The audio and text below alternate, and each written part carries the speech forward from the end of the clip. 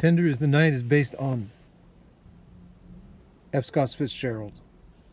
Thorn in the Bush is based on Tender as the Night by F. Scott Fitzgerald, taking the French Riviera of the 20s and 30s and transplanting it to modern-day LA with its own brand of expatriate, the jaded dream seeker, and the celebrity worshipper.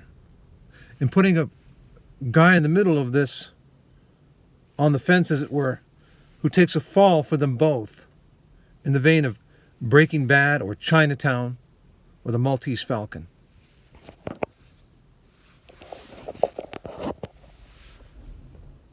Have you ever wished that the grass was greener on the other side of the fence?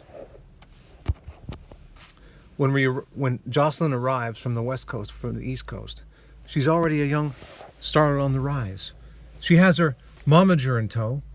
She sees these people off in the distance that exude this amazing charm. She approaches them and they're this irreverent energy, and they invite her in to go to their soirees. She particularly, in the epicenter of this group, is a couple named Leroy and Jasmine, who seem to typify this sort of ethereal presence. She goes to their party. She falls in love with both of them, and vis-a-vis, she falls in love with Leroy because he has this amazing penchant for putting on parties where he overturns the laws of society temporarily for his own ends. And basically, as it were, almost as an act of magic, gets people to do what he wants to do, just for the suspension of a few hours. For example, he's able to throw a party where two warring factions of his group actually are about to have a duel, and as soon as they are about to shoot each other, the Coast Guard arrives and stops it. They go to consummate their affair in a 5-star hotel, but as soon as they get there, there's a dead body in the bed. What is the skeleton in the closet that created this?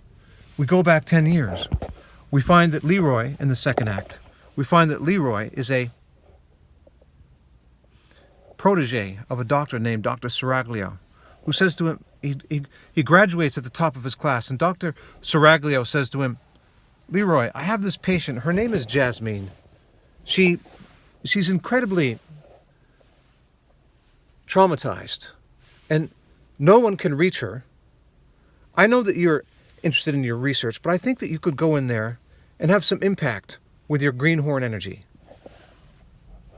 Michael doesn't really have any, it's worth a shot. So he goes in and he tries.